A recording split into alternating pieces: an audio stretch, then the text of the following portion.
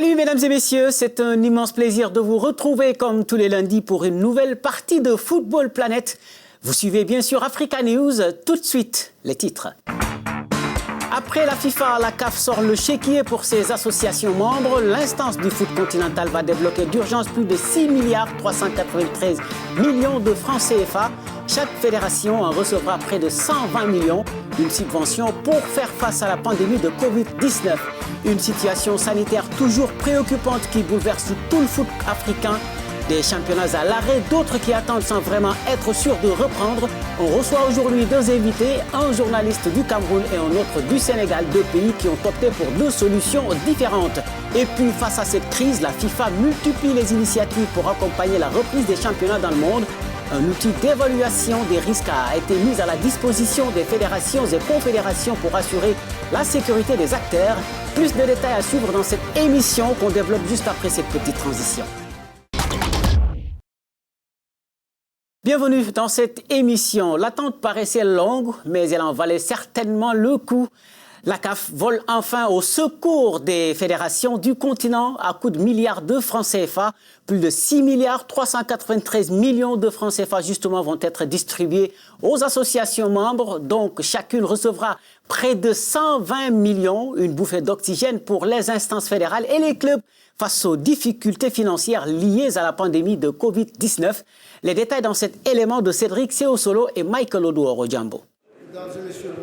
Le comité d'urgence de la Confédération africaine de football a approuvé la distribution immédiate de subventions financières aux associations membres pour soutenir la gestion locale du football, fortement touchée par la pandémie de coronavirus.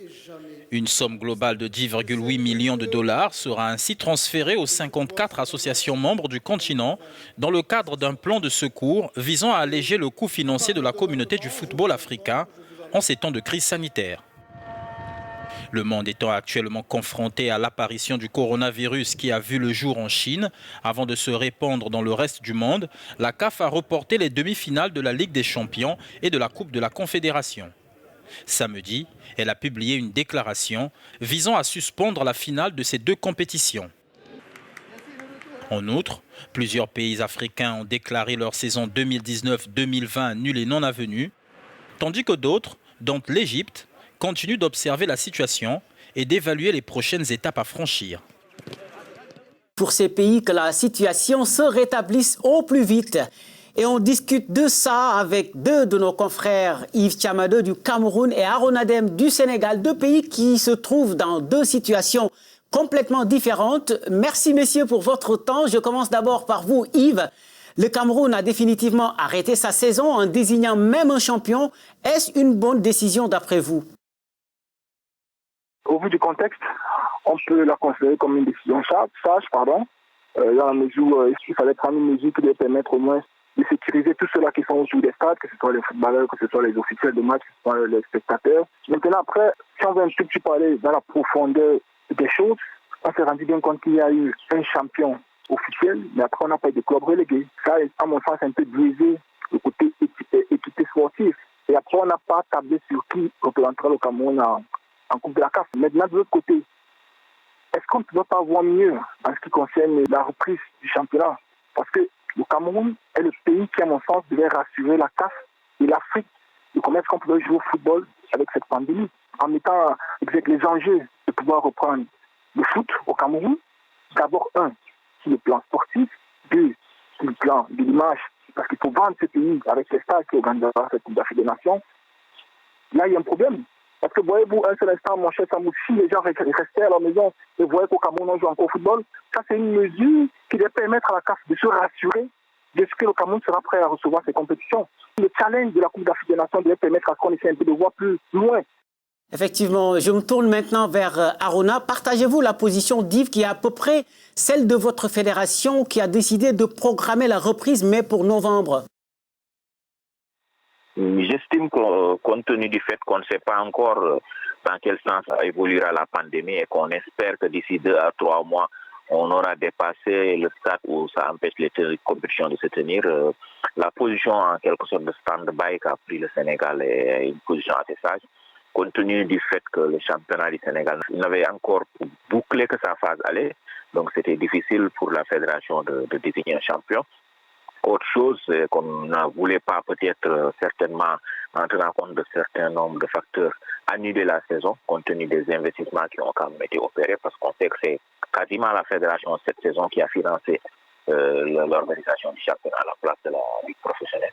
Et donc, de mon point de vue, c'est une décision assez sage, assez mesurée que d'attendre novembre, parce que je pense qu'en maximum 2 mois, entre novembre et fin décembre, le Sénégal pourra effectivement boucler la phase de retour du championnat. C'est une sage décision de mon point de vue. Alors maintenant, on va voir avec Yves. À vous entendre, ce que semble d'ailleurs soutenir Haruna, arrêter la saison a été précipité au Cameroun. Oui, bien sûr, je pense qu'au vu des challenges à venir et du contexte camerounais autour de la scène footballistique en Afrique, c'est un tout petit peu précipité parce qu'on pouvait peut-être, sur ce championnat, programmer une reprise en mettant en exergue toutes les mesures barrières et se préparer à pouvoir jouer au football avec ces virus. Et là, ça devait avoir 2 rôles. Déjà, préparer les saisons à venir, se mettre bien dans le bain de comment jouer au football avec la présence de cette pandémie autour de nous et de rassurer la classe des Africains à propos de ce que le Cameroun devait être prêt à pouvoir recevoir ces compétitions en prenant déjà toutes les mesures sur le plan du championnat local. Parce que d'une manière ou d'une autre, mon cher Sambou, aujourd'hui, on arrête les championnats à cause de Covid-19. On aura toujours cette pandémie, c'est ça qui est la question. Effectivement. Et puis au Sénégal, Haruna, alors comprenez-vous la frustration de certains clubs sénégalais qui fustigent notamment la reprise en mode play-off, play-down? Effectivement, la formule pose problème. Tout le monde est d'accord qu'il faut reprendre le championnat. Et effectivement, il y a certains clubs, à l'instar de Génération Foot, qui a représenté le Sénégal ces 2 dernières années en Ligue des Champions, qui n'a pas voulu de cette formule-là et qui l'a exprimée. Et donc, c'est tout à fait logique. On ne peut pas toujours faire l'unanimité. Donc, ça montre qu'il y a un débat qui est en cours, que certains proposent la révision de la formule, mais on sait qu'il y a la CAN qui se profile à l'horizon. On ne sait pas encore à quelle date elle va se jouer. Et donc, ça pourrait avoir des incidences sur le calendrier 2020-2021. Je pense que dans des situations pareilles, chacun doit prendre sur soi de faire des sacrifices parce que c'est une contrainte majeure qui a fait que le calendrier n'a pas pu être déroulé comme cela se devait. Mais je pense que la majorité des clubs est favorable à ce schéma-là. Surtout que financièrement, la fédération leur vient en aide, accorde des subventions, accorde des aides aux clubs pour leur permettre de sortir un peu la tête de l'eau. Alors, vous avez évoqué tous les deux la question de la CAN 2021. On termine avec, est-ce possible à l'heure actuelle de la maintenir en janvier, je dirais même en 2021 tout court? D'abord, Yves. Ça va être très compliqué. Je pense qu'il y a déjà des décalages qui se sont créés. Déjà au niveau des matchs éliminatoires, il y a une journée de mars qui n'a pas été jouée. Après, je pense qu'il y avait septembre, novembre, octobre. Je pense que c'est un décalage qui se fera en cascade sur l'année 2021. C'est simple à comprendre. Moi, je ne pourrais pas contre la configuration si jamais cette compétition est un petit peu prolongée ou reprogrammée, dans la mesure où déjà au Cameroun, on a montré que nous ne sommes pas prêts à pouvoir jouer au foot présentement.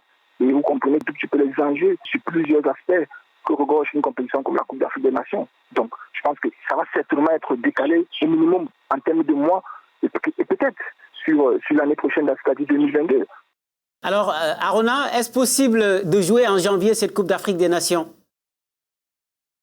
Je pense qu'en janvier, ça va être difficile, compte tenu du fait que justement les championnats sont un peu chamboulés et remis en cause par toutes ces considérations liées au Covid-19. De mon point de vue, la CAN en janvier-février, ce ne sera pas possible puisqu'on sait que la majorité de nos sélections nationales ont leurs joueurs qui jouent en Europe. Je pense que ça va être difficile de caler de nouvelles dates. Mais de mon point de vue, décaler jusqu'après probablement la trêve qui est prévue partout dans le monde durant l'été, ça aurait été plus sage. À défaut, je pense qu'on devrait aller vers une Coupe d'Afrique des Nations qu'on ferait sauter tout simplement cette année pour décaler encore, comme le calendrier ne permet pas de caler une date. On passe directement à la CAN en 2022 au Cameroun et qu'on décale la CAN suivante. Très intéressant. Je vous remercie, messieurs, et bien des choses à Dakar et à Douala.